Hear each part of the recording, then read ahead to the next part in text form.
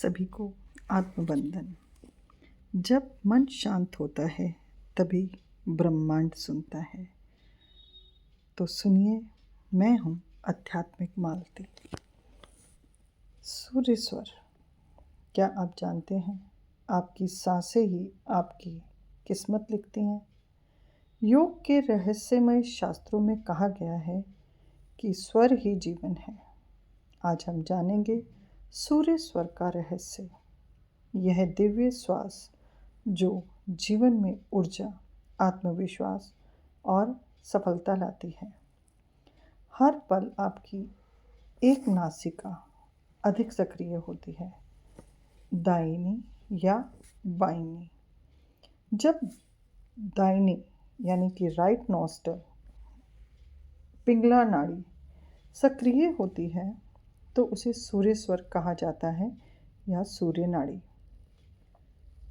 यह शरीर में अग्नि तत्व को जगाती है, जिससे मन तेज, निर्णय में दृढ़ता और कार्यों में गति आती है।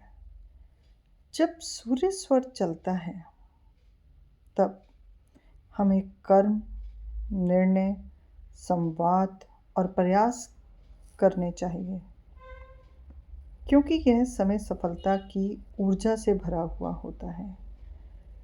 प्राचीन योगियों ने भी कहा, सूर्य स्वर में यात्रा, व्यापार, लेखन या आरंभ सब शुभ और सफल होते हैं।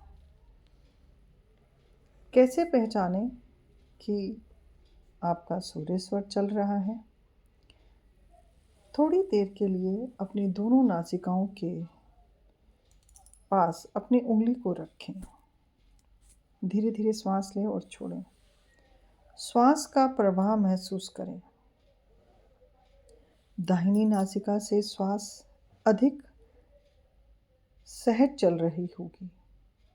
समझिए, सूर्य स्वर सक्रिय है। यानी कि जब आप उंगली को अपनी नासिका के नीचे रखेंगे और धीरे धीरे सांस लेंगे तो आपको पता चल जाएगा कि सहज ही दाहिनी नासिका चल रही है, यानी आपकी सूर्य नाड़ी उस वक्त सक्रिय है। ये संकेत है आपके भीतर अभी अग्नि और कार्य शक्ति प्रबल है। अब बात करते हैं इसके ऊर्जावान उपयोगों की। सुबह सूर्य स्वर में उठना और सूर्य को नमस्कार करना शरीर की प्राण शक्ति को जागृत करता है। अक्सर आजकल हम सभी सूर्य उदय के बाद उठते हैं, जबकि कहा गया है कि ब्रह्म मुहूर्त में उठना और उगते हुए सूर्य तक में अपने बिस्तर को छोड़ देना ही जीवन को सही गति और दिशा देता है। सूर्य मंत्र ओम घृणी सूर्याय नमः का यदि आप 11 बार जाप प्रतिदिन करते हैं, और इस जाप को आप सूर्य नाड़ी के साथ भी कर सकते हैं। किसी कार्य की शुरुआत या इंटरव्यू से पहले दाहिनी नासिका से गहरी श्वास लें। यह सफलता को कई गुना बढ़ा देता है। ध्यान दें कि जब भी आप किसी इंटरव्यू पर जा रहे हैं तब आप पहले देखें कि आपकी दाईं नासिका चल रही है। यदि नहीं चल रही तो बाईं नासिका को बंद करके थोड़ी देर के लिए उससे श्वास लें और तब आप इंटरव्यू देने के लिए रूम में जाएं। तब आपके सफल होने की संभावनाएं कई गुना बढ़ जाती हैं। अब आंखें बंद करें और दाहिनी नासिका से गहरी श्वास लें। महसूस करें कि सूर्य की किरणें आपके भीतर प्रवेश कर रही हैं। हर श्वास के साथ आपके भीतर आत्मविश्वास, शक्ति और उजाला बढ़ रहा है। यही सूर्य स्वर की साधना है, जो हमें सूर्य के समान तेज, सत्य और ऊर्जा से भर देती है।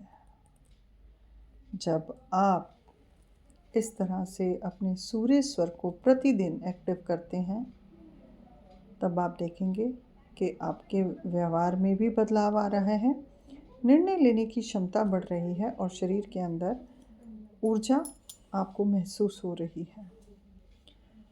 सूर्य स्वर को कहते हैं गर्मियों में बहुत कम करना चाहिए, कोशिश करनी चाहिए सूर्य उदय से पहले ही आप सूर्य नाड़ी पर अपना ध्यान लगाएं और शरीर को तंदुरुस्त रखें। और सर्दियों में, शीतकालीन ऋतु में यदि आप सूर्य भेदी प्राणायाम या सूर्य नाड़ी प्राणायाम प्रतिदिन करते हैं, तब आप देखेंगे शरीर के अंदर आपको एक दिव्य ऊर्जा महसूस होगी और जितनी सर्दी बाहर होगी उतनी सर्दी आपके शरीर की सहनशीलता को बढ़ा देता है, क्योंकि सूर्य अग्नि का तत्व है।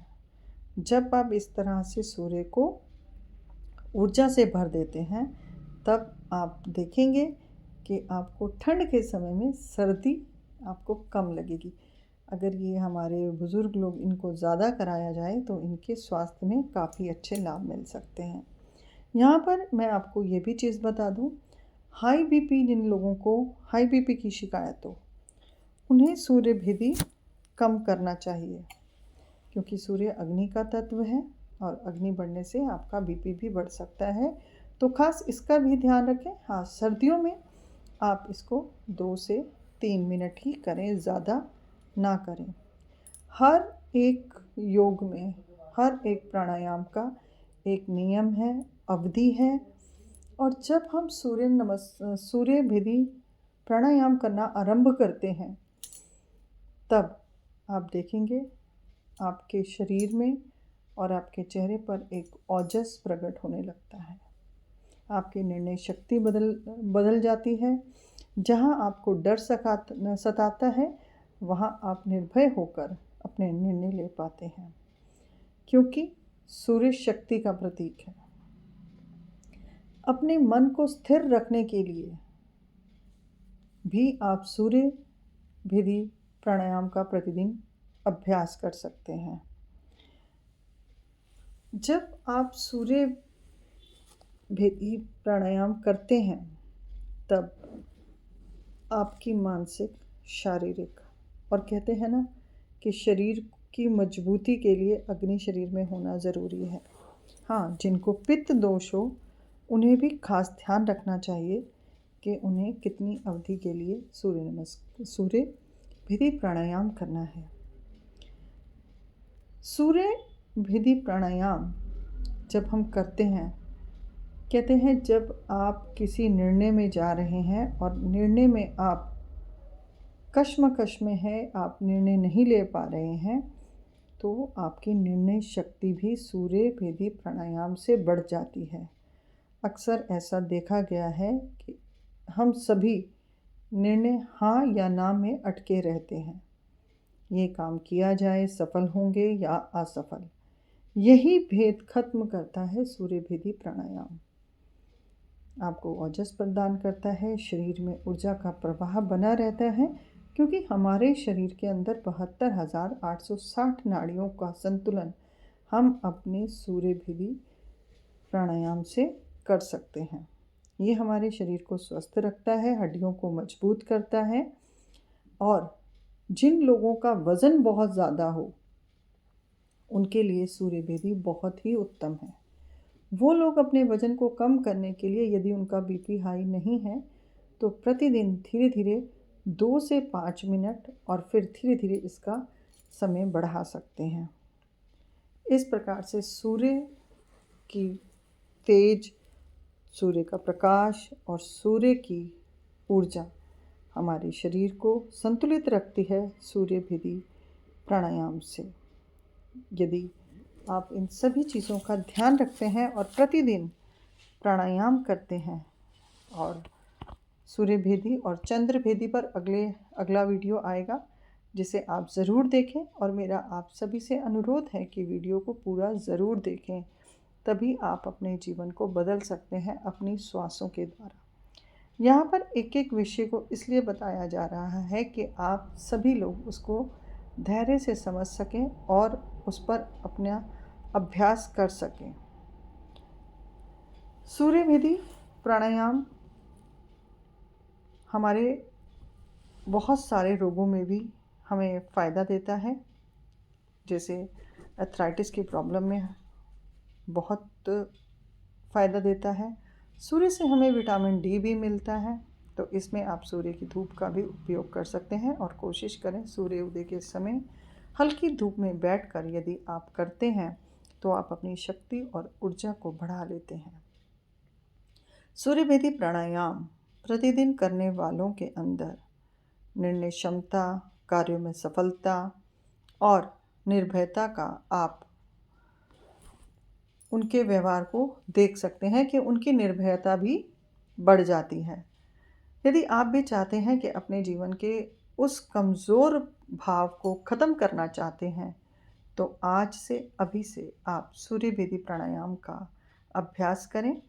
इसी तरह से आपसे अगली वीडियो में मैं मिलूँगी। अगर वीडियो अच्छा लगा हो लाइक, शेयर और कमेंट ज़रूर करें, क्योंकि हर श्वास में ईश्वर की झलक महसूस होती है। जय हो ब्रह्मांड, जय हो आत्मा।